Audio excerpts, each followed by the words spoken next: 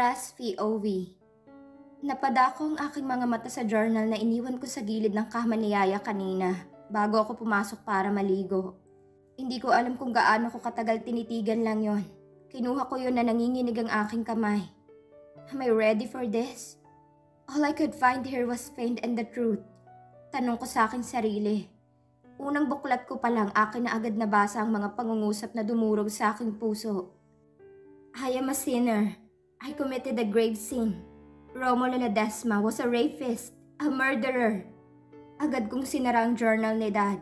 Tinakpan ko ang aking bibig para walang umalpas na ingay.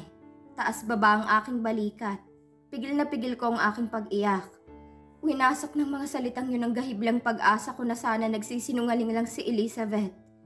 Pero hindi. Sumambulat sa harapan kong katotohanan na ang aking amay isang rapist at mamamatay tao. Anak, garalgal na tawag sa akin ni Yaya. Agad kong pinunasan ng luha sa aking mga mata. Lumapit ako sa kanya, bahagyang ngumiti. Umiyak ka na naman. Namamalat ang boses ng sita sa akin. Umiling ako.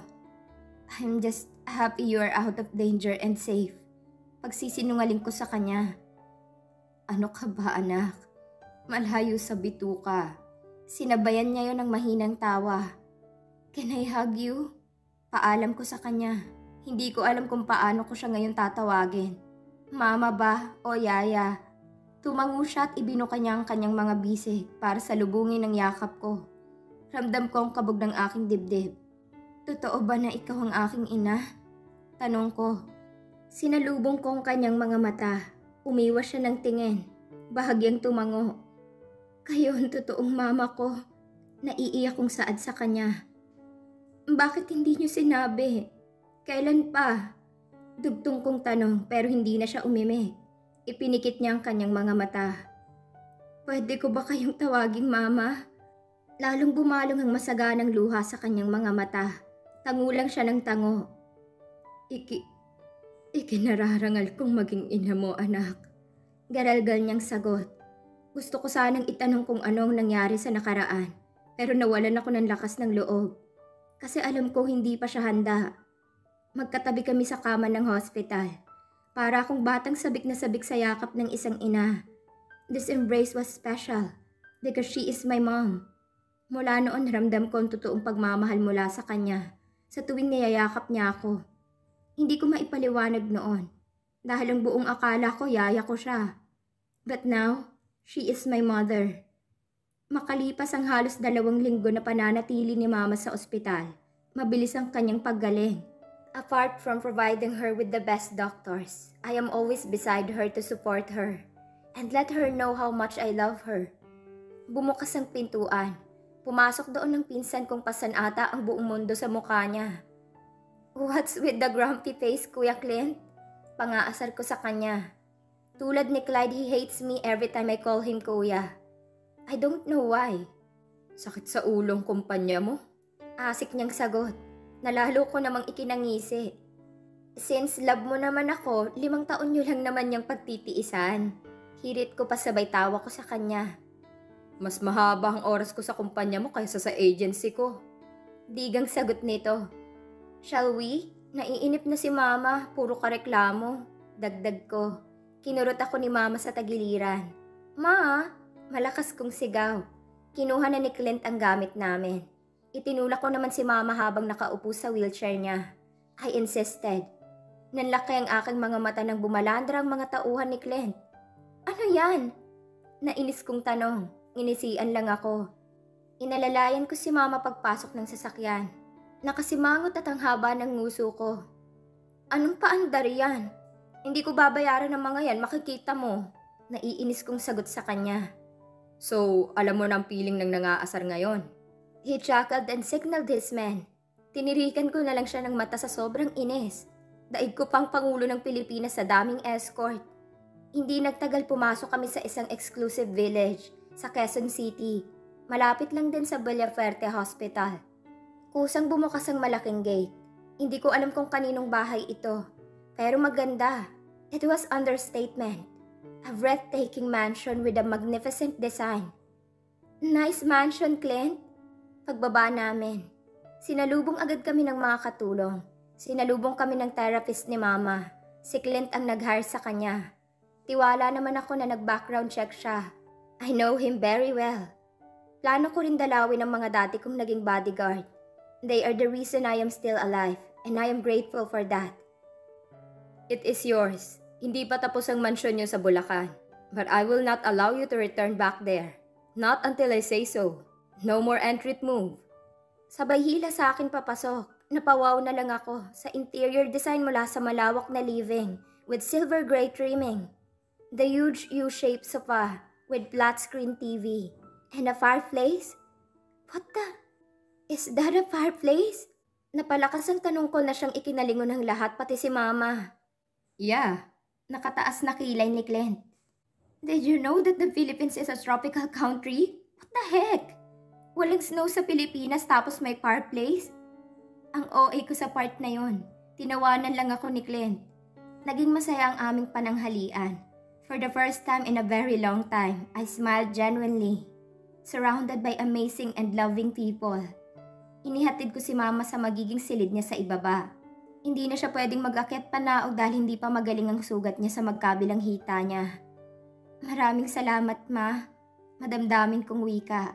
Napakunot siya at sinalubong niya ang aking mga mata. Hindi ba dapat, anak, ako ang magpasalamat? Nakangiting sagot niya. Umiling ako. Hinawakan ko ang kanyang kamay at umupo sa tabi ng kama niya. I know, Ma, you're not ready for everything. But I am always here for you. Madamdaming saad ko sa kanya. Ngumiti siya ng bahagya. Nabasa mo na bang journal ng daddy mo? Halata sa boses niya ang galit. Umiling ako. I gave it to Clint, Ma. Umiwas ako ng tingin. Darating ang tamang panahon, anak. Nahihilom ang sugat. Mapapawi ang lungkot at sasaya tayong magkasama.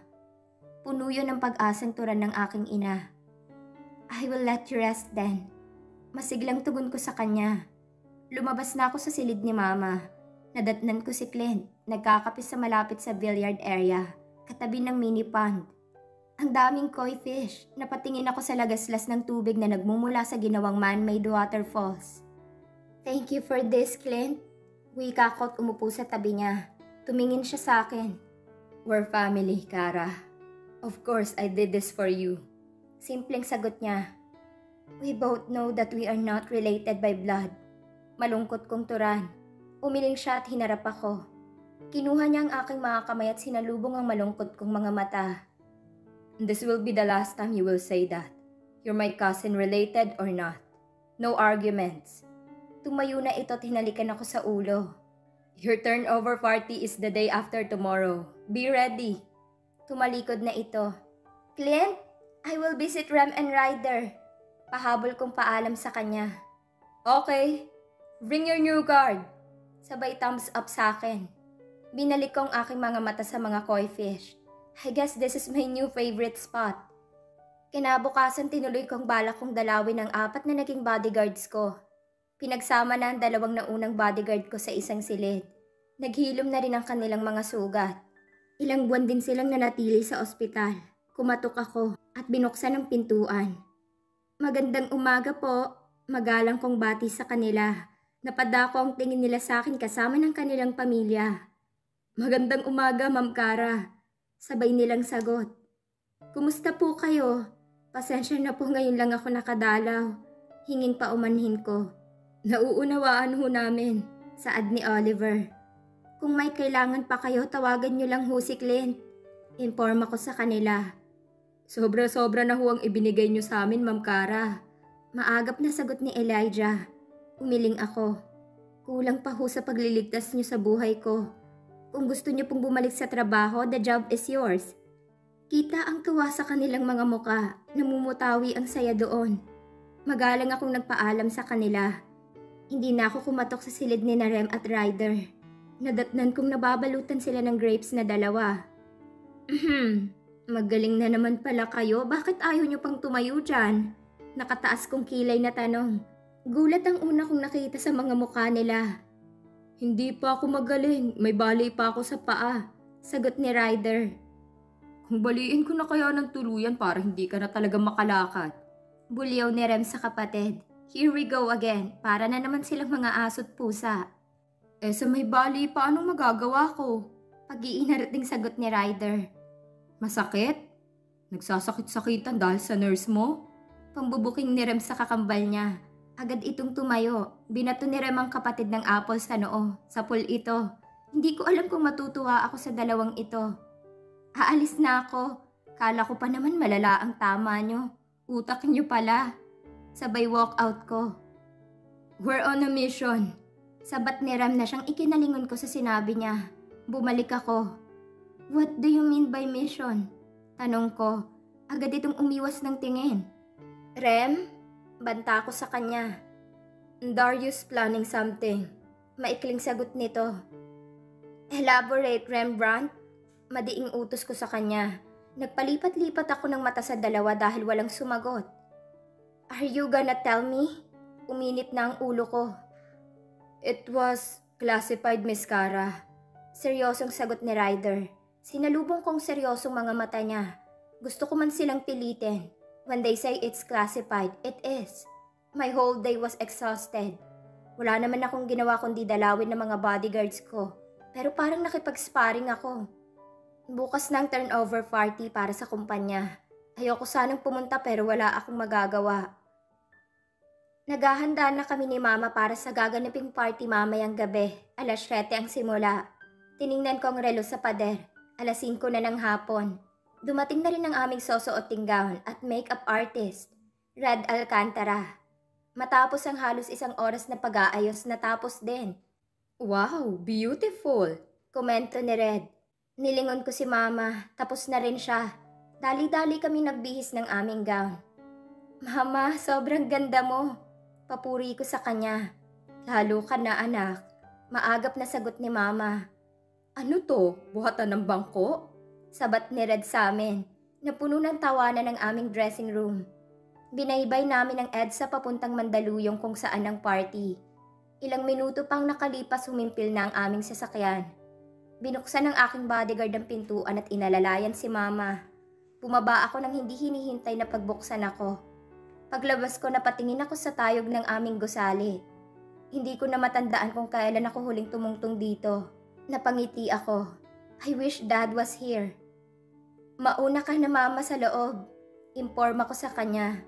Sige anak, sunod ka kaagad baka magsimula na. Paalala nito sa akin.